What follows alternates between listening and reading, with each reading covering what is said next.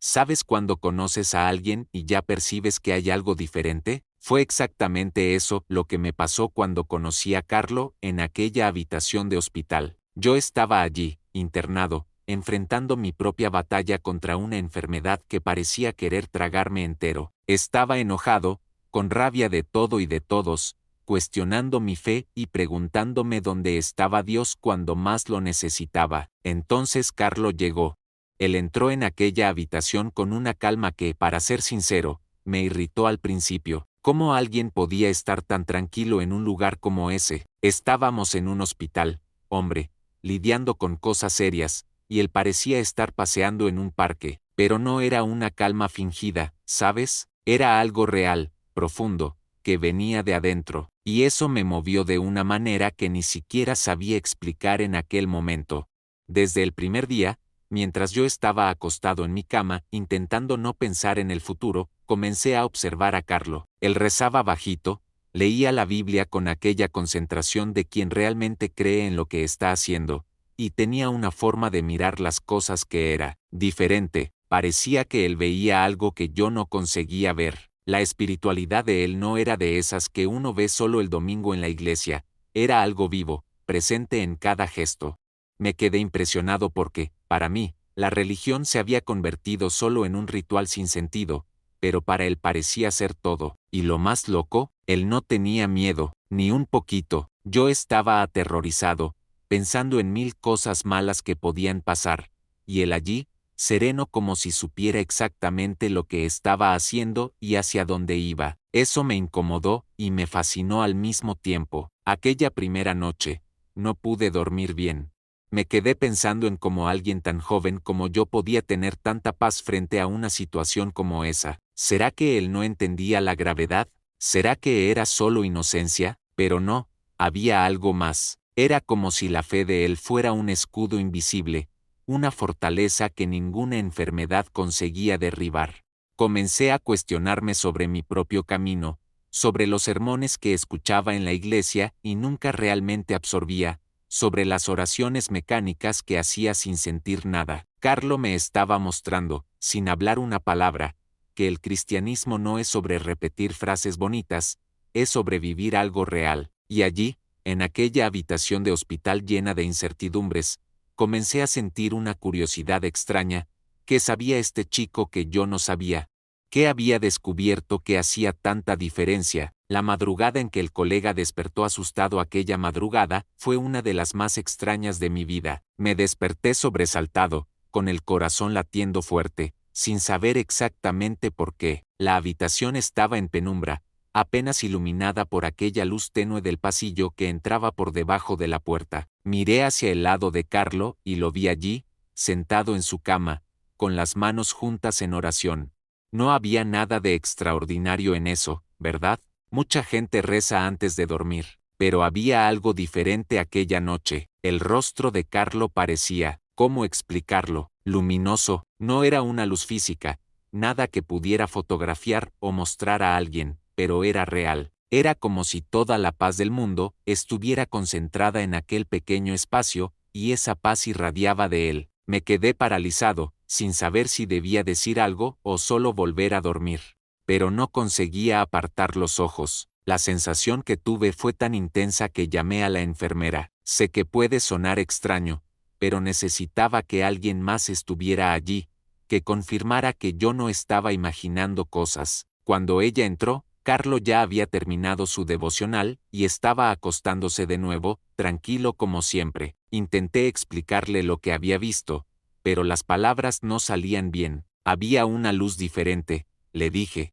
Sentí una paz inexplicable. Ella me miró con aquella cara de enfermera experimentada, probablemente pensando que era el efecto de los medicamentos, pero yo sabía que no era eso, era algo más profundo, algo que tocaba no solo mis ojos, sino mi alma. Aquella noche, sin que Carlo dijera una sola palabra, yo comencé a entender que la verdadera adoración no es un show, no es gritar en el culto o levantar las manos para que todos vean. Es algo íntimo, real, que transforma todo alrededor. Después de aquello, no conseguí volver a dormir.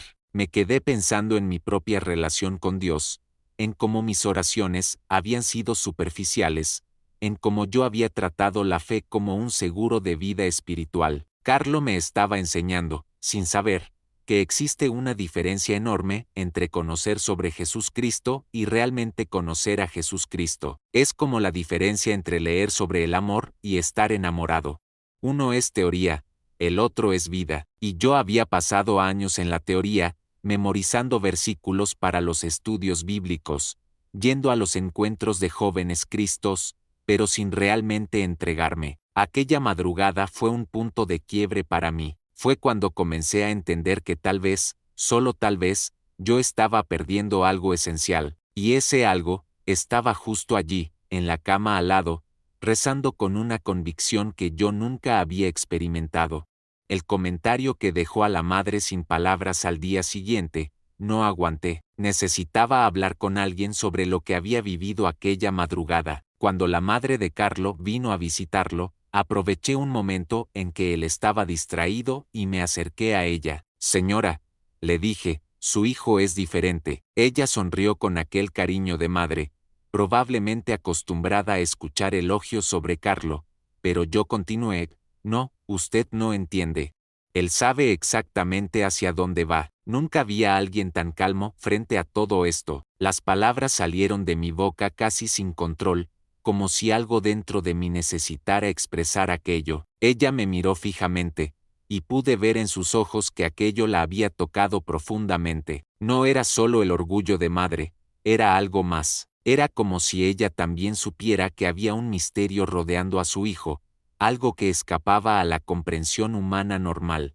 Lo que más me impresionó fue la certeza de Carlo. No era arrogancia, no era presunción, era una convicción tranquila, del tipo que solo viene cuando alguien realmente cree en el Evangelio, no como un concepto bonito, sino como una realidad viva. Yo había pasado años escuchando sobre la vida eterna en los sermones, pero siempre me pareció algo distante, casi como una historia de ficción. Para Carlo, era tan real como el aire que respiraba. Él hablaba sobre su destino con la misma naturalidad que alguien habla sobre sus planes para el fin de semana. Sé exactamente hacia dónde voy, me había dicho una vez durante una de nuestras conversas. Y no era un creo o un espero, era un sé. Esa diferencia es gigantesca. Es la diferencia entre alguien que estudia mapas y alguien que ya está en el camino, caminando con confianza porque conoce cada curva. La madre de Carlo se quedó en silencio por algunos segundos después de que hablé con ella. Pude ver que mis palabras habían abierto algo en su corazón, tal vez una comprensión más profunda de lo que estaba sucediendo con su hijo. Para mí, aquel fue el momento en que entendí que no estaba simplemente compartiendo la habitación con otro paciente, estaba compartiendo espacio con alguien que vivía su fe de una manera que yo nunca había visto. No era religión de domingo, no era cristianismo social, era algo total, absoluto, que tomaba cada parte de su ser. Y eso, amigo, es algo que cambia todo, porque cuando encuentras a alguien así, alguien que realmente vive lo que dice creer, ya no puedes fingir que tus propias dudas no existen, ya no puedes seguir en el automático. Carlo estaba, sin querer, obligándome a confrontar mis propias creencias, y a preguntarme, ¿yo realmente creo, o solo estoy jugando a creer? La conversación que cambió al colega de QARTO. Había días en que mi revuelta era tan grande que yo casi explotaba. Estaba cansado de estar enfermo, cansado de las agujas, de los medicamentos, de las noches sin dormir. ¿Por qué yo? Me preguntaba 1000 veces al día. ¿Qué hice para merecer esto? Un día, en medio de uno de mis momentos de rabia, Carlo me escuchó murmurar algo sobre castigo divino. Él estaba leyendo algo, creo que era su Biblia, y levantó la mirada hacia mí con aquella calma característica. El sufrimiento no es un castigo, dijo con voz suave pero firme. Puede ser un puente. Yo me quedé mirándolo sin entender. ¿Un puente hacia qué? Pensé, ¿hacia más dolor? ¿Hacia más sufrimiento? Pero había algo en la forma en que él dijo aquello que me hizo callar y prestar atención. No era un sermón ensayado, no era una frase bonita para Instagram. Era una convicción profunda de alguien que realmente había reflexionado sobre el tema. Carlo continuó, explicándome que muchas veces lo que parece un final es en realidad un comienzo, que el sufrimiento, cuando se ofrece con fe, puede abrir puertas que nunca imaginaríamos. Él habló sobre cómo Jesucristo transformó la cruz, el símbolo máximo de sufrimiento y humillación, en el instrumento de salvación para toda la humanidad.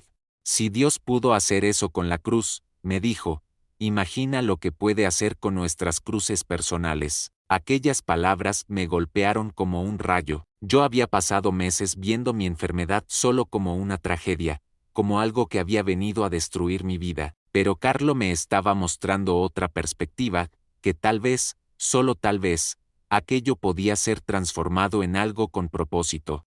No es que el dolor fuera bueno en sí mismo, pero la forma como respondemos a él, la forma como lo ofrecemos, eso podía cambiar todo. Era como convertir plomo en oro, solo que espiritualmente. Después de aquella conversación, me quedé en silencio por un largo tiempo. Una de las enfermeras que estaba en la habitación más tarde me contó que había escuchado todo y que yo había llorado. Ni siquiera me di cuenta de que las lágrimas estaban cayendo.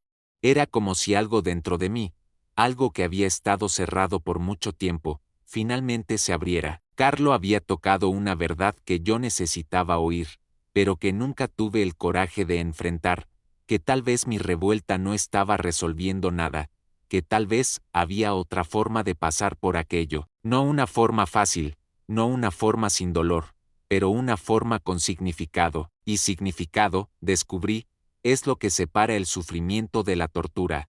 El sufrimiento con propósito se puede soportar. La tortura sin sentido te destruye. Carlo, con aquellas pocas palabras, me dio algo que ningún médico había conseguido darme, esperanza de que todo aquello podía tener un sentido mayor, una razón que yo aún no comprendía completamente. La reacción inesperada del colega a las actitudes de Carlo. Lo que más me impresionó de Carlo no fueron sus palabras, sino sus acciones. Incluso estando débil, incluso luchando contra su propia enfermedad, él se preocupaba por mí, me preguntaba si yo necesitaba algo, si estaba confortable, si quería compartir algo de su comida cuando la mía no llegaba a tiempo. Al principio, pensé que era solo cortesía, aquel tipo de gentileza automática que la gente muestra en situaciones difíciles, pero no, era algo más profundo.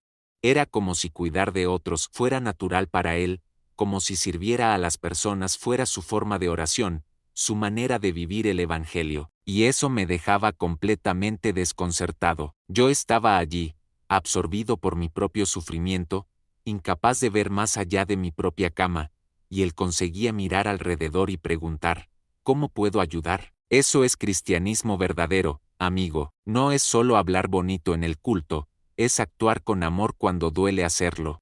Hubo un día en que mi familia no pudo venir a visitarme. Yo estaba destruido, sintiéndome abandonado y solo. Carlo percibió mi tristeza y, cuando su madre llegó, él hizo algo que nunca olvidaré, dividió su tiempo de visita conmigo. Mamá, le dijo, quédate un poco con él también. Él necesita compañía hoy. Yo me quedé sin palabras. ¿Quién hace eso? ¿Quién, en medio de su propio sufrimiento, renuncia a aquellos preciosos momentos con su madre para consolar a un extraño?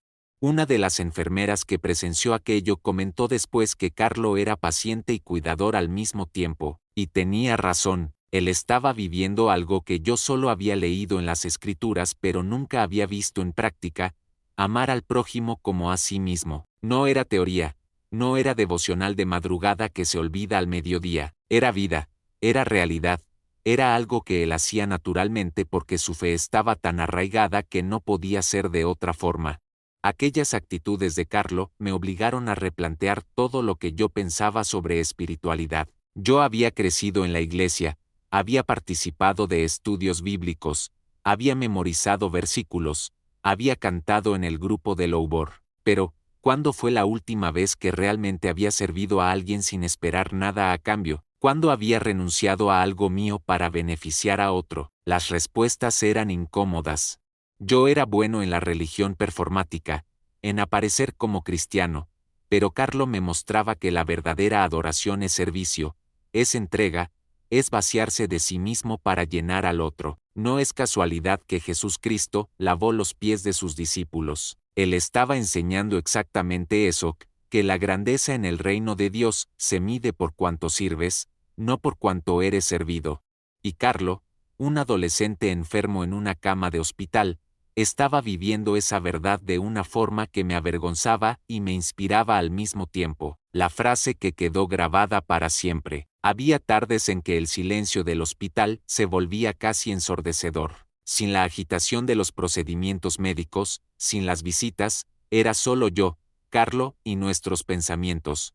En una de esas tardes tranquilas, yo estaba perdido en mis reflexiones oscuras, pensando en todo lo que estaba perdiendo por estar allí, mi salud, mis amigos, mi vida normal. La tristeza era tan pesada que casi podía tocarla. Entonces Carlos rompió el silencio con una frase que cambiaría todo para mí: la verdadera felicidad no pasa. Uno solo necesita elegir hacia dónde está mirando. Yo me giré para mirarlo, confundido. ¿Felicidad? ¿En un hospital? Con nuestras vidas colgando de un hilo. Pero él continuó, explicándome que la felicidad que depende de circunstancias siempre va a ser frágil, siempre va a estar a merced de lo que sucede alrededor. Pero la felicidad que viene de algo más profundo, de una conexión real con Dios, esa nadie puede quitar. Tomé mi celular y anoté aquella frase. No sé por qué, pero sentí que necesitaba guardarla, que era algo que iba a necesitar muchas veces en mi vida. Carlo me explicó que muchas personas pasan la vida entera buscando felicidad en lugares equivocados, en el éxito profesional, en relaciones, en posesiones materiales. Y esas cosas son buenas, no hay nada de malo en ellas, pero son inestables. Son como construir una casa sobre arena, como dice en el Evangelio. ¿Ya escuchaste aquella parábola?, me preguntó. Yo asentí, pero honestamente nunca había prestado mucha atención. Carlo me la explicó de nuevo, pero de una forma que nunca había oído. Habló sobre cómo la vida va a traer tormentas. Eso es inevitable. La enfermedad es una tormenta. La pérdida es una tormenta. La desilusión es una tormenta. La pregunta no es si van a venir, sino dónde estamos construyendo nuestra casa, sobre arena o sobre roca. Aquella frase se convirtió en mi mantra. En los días difíciles, cuando el dolor era casi insoportable, cuando las noticias médicas no eran buenas, yo volvía a aquellas palabras: la verdadera felicidad no pasa. Uno solo necesita elegir hacia dónde está mirando. Comencé a entender que Carlo tenía razón. Yo había pasado tanto tiempo mirando hacia lo que estaba perdiendo que me había olvidado de mirar hacia lo que podía ganar. No estoy hablando de pensamiento positivo barato, de aquellas frases motivacionales que no resuelven nada. Estoy hablando de una reorientación profunda del corazón, de elegir ver la mano de Dios incluso en medio del caos. Es como cuando estás en un túnel oscuro, puedes quedarte mirando las paredes negras o puedes mirar hacia la luz al final. La luz siempre estuvo allí, solo que yo estaba eligiendo mirar hacia el lado equivocado. Y esa elección, descubrí, cambia absolutamente todo. El impacto sobre el equipo médico. Las enfermeras y médicos comenzaron a notar algo extraño en nuestra habitación. Yo me di cuenta por los comentarios, por las miradas curiosas, por el tiempo extra que pasaban allí sin una razón médica aparente. Un día, una de las enfermeras me preguntó directamente: ¿qué pasa aquí que es diferente? Yo no sabía bien cómo explicar.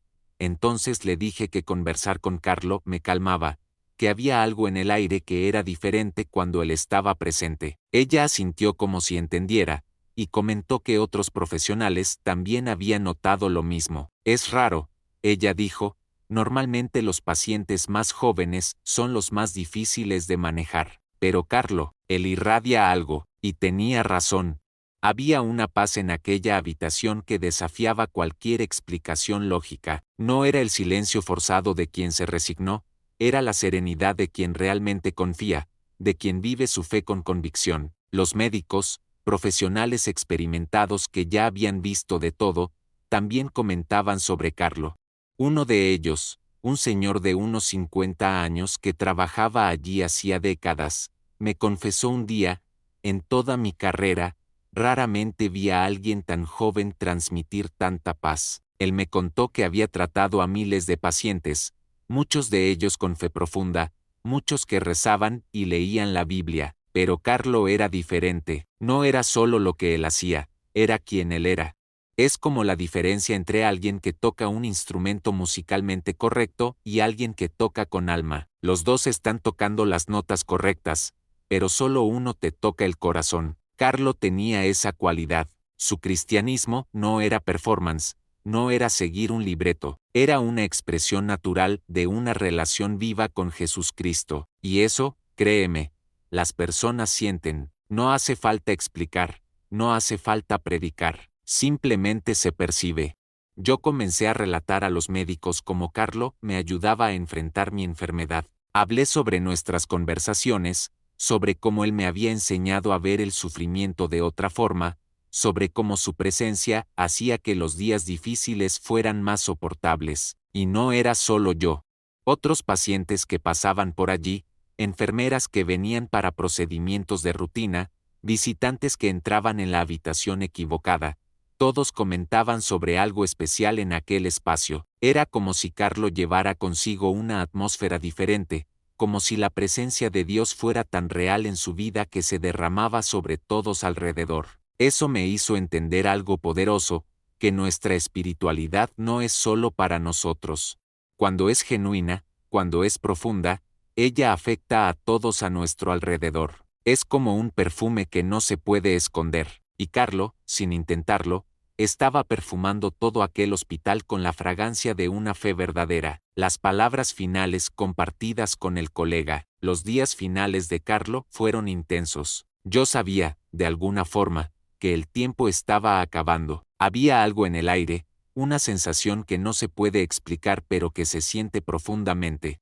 Carlo también sabía, pero incluso entonces, incluso cuando su cuerpo estaba cada vez más débil, su espíritu permanecía inquebrantable. Un día, poco antes del final, él me miró con aquellos ojos serenos y me dijo algo que nunca, nunca voy a olvidar: cuando todo esto pase, vas a entender que la vida continúa. Yo me quedé sin palabras. ¿Cómo alguien puede hablar de la muerte con tanta esperanza? No era negación, no era miedo disfrazado de valentía. Era convicción genuina, era fe viva. Carlo realmente creía en lo que estaba diciendo. Para él, la muerte no era un fin, era una transición, era un paso hacia algo mayor. Y esa certeza estaba tan arraigada en el que contagiaba. Intenté procesar aquellas palabras, pero era demasiado. ¿Cómo él podía tener tanta seguridad? Yo había escuchado sobre la vida eterna en los sermones, había cantado sobre el cielo en los cultos de Louvor, había leído sobre la resurrección en los estudios bíblicos, pero siempre había una distancia entre lo que se dice y lo que realmente se cree. Carlo no tenía esa distancia. Para él, el Evangelio no era una historia bonita, era realidad absoluta. Era como alguien que ha visto un lugar hermoso y te describe con detalles porque realmente estuvo allí. Él hablaba de la vida después de la muerte con la misma naturalidad que alguien habla sobre un viaje planeado. No había duda, no había sí o tal vez. Era una certeza que venía de un lugar profundo de comunión con Dios, de una relación tan íntima con Jesucristo, que la separación entre este mundo y el próximo parecía apenas un velo fino. Aquellas palabras me acompañaron durante todo el proceso de despedida. Cuando Carlo finalmente partió, yo estaba devastado, como cualquier persona estaría al perder a alguien especial, pero había algo diferente en mi dolor. Había esperanza mezclada con él, porque Carlo me había mostrado que la muerte no es el final de la historia, es apenas el cierre de un capítulo. La vida continúa, como él dijo, y esa continuación no es una fantasía, no es un consuelo vacío que inventamos para no enfrentar la realidad. Es la promesa más sólida que existe, sellada con la resurrección de Cristo. Carlo vivió esa promesa tan intensamente que, incluso en su despedida, conseguía enseñar, conseguía apuntar hacia algo mayor. Y yo, que antes veía la muerte como el enemigo final, comencé a verla como él la veía, como un puente hacia la verdadera vida, hacia el encuentro definitivo con aquel que siempre amamos pero nunca vimos cara a cara. La transformación del colega después de la partida de Carlo. Después de que Carlo partió, yo cambié. No fue inmediato, no fue dramático como en las películas, pero fue real. Durante días, me quedé pensando en todo lo que él me había enseñado, en cada conversación, en cada gesto de bondad. Yo, que estaba tan enojado con Dios, tan revuelto con mi situación, comencé a ver las cosas de forma diferente. Un día, pedí que llamaran al capellán del hospital. Antes, cuando él venía a hacer sus rondas, yo lo evitaba, fingía estar durmiendo o simplemente decía que no quería conversar. Pero ahora yo era quien estaba pidiendo su presencia. Cuando él llegó, me miró sorprendido. ¿Estás seguro?, preguntó. Yo asentí, y por primera vez en meses, tuve una conversación honesta sobre fe, sobre Dios, sobre mi dolor y mi esperanza. El capellán me ayudó a entender que todo lo que Carlo me había mostrado tenía raíces profundas en la Biblia, en el Evangelio, en 2000 años de cristianismo vivido por personas que realmente creyeron. Comencé a rezar con más frecuencia, no oraciones mecánicas, no repeticiones vacías, sino conversaciones reales con Dios. Le hablaba sobre mi miedo, sobre mi confusión, sobre cómo Carlo había cambiado mi perspectiva.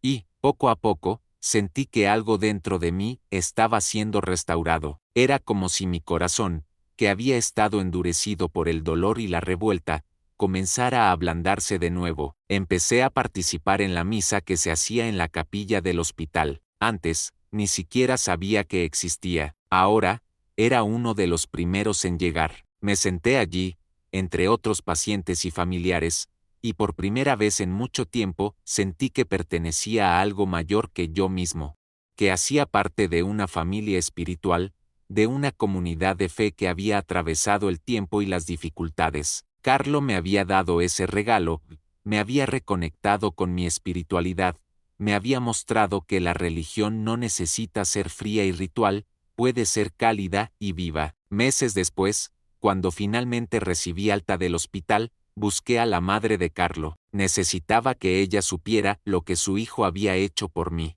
Cuando nos encontramos, las palabras salieron atropelladas, mezcladas con lágrimas. Le conté todo, las conversaciones, las lecciones, cómo Carlo había transformado mi forma de ver la vida y la muerte. Ella lloró conmigo, y me dijo algo que me marcó.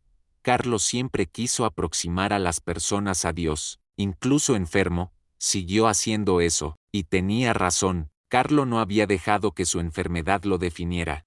Él la había usado como plataforma, como oportunidad para vivir su fe de forma aún más intensa. Para mí, aquello fue la confirmación de que había algo mayor aconteciendo. No era coincidencia que yo hubiera compartido la habitación con él. No era casualidad que nuestros caminos se hubieran cruzado en aquel momento específico. Era la providencia divina, era Dios usando a un joven extraordinario para alcanzar a un adolescente perdido y enojado. Y funcionó.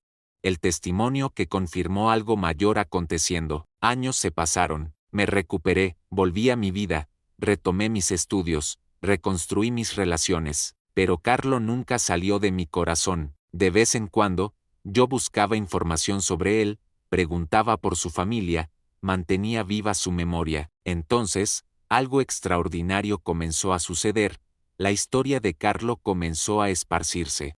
Personas de todo el mundo comenzaron a hablar sobre él, sobre su vida, sobre sus milagros, sobre su proceso de beatificación. Yo me quedé asombrado. El chico que había compartido la habitación del hospital conmigo estaba siendo reconocido por la iglesia como alguien especial, alguien santo, y yo había estado allí, había presenciado su fe de cerca, había sido directamente impactado por ella.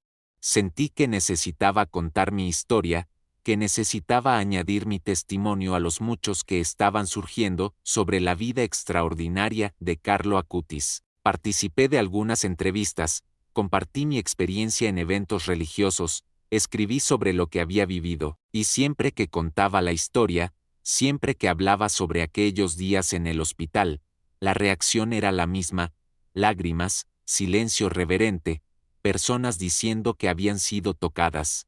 Un día, en uno de esos eventos, dije algo que resumía todo lo que sentía: Carlo fue la persona más luminosa que conocí. No era exageración, no era dramatización, era la verdad simple y profunda. Él había irradiado una luz que venía de su intimidad con Dios, de su amor a Jesucristo, de su compromiso con vivir el Evangelio en plenitud. Y esa luz no se apagó con su muerte, al contrario, se multiplicó, alcanzó a miles, tal vez millones de personas alrededor del mundo. Carlos se había convertido en lo que siempre quiso ser, un instrumento de Dios para aproximar a las personas a Él. Para la madre de Carlo, mi testimonio fue especialmente significativo. Ella me dijo que, incluso sabiendo que su hijo era especial, escuchar de alguien que había convivido tan de cerca con él en sus últimos días le daba una confirmación poderosa de que realmente había algo sobrenatural aconteciendo.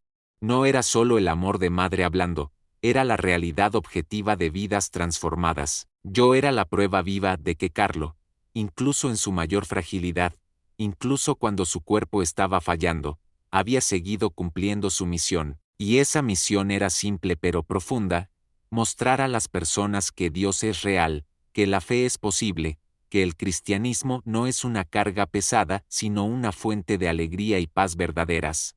Cada vez que comparto mi historia, cada vez que hablo sobre aquellos días en el hospital, siento que estoy honrando su memoria y, más que eso, estoy continuando el trabajo que él comenzó, porque Carlo me enseñó que cada uno de nosotros puede ser luz en medio de la oscuridad, puede ser esperanza en medio del desespero. Solo necesitamos elegir vivir con autenticidad, con fe genuina, con amor sacrificial.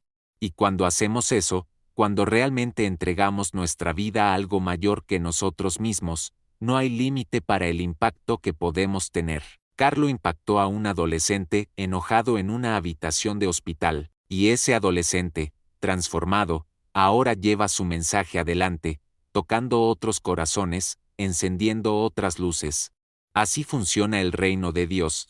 Una vida toca a otra, que toca a otra, que toca a otra, en una cadena infinita de amor y transformación que atraviesa generaciones y fronteras.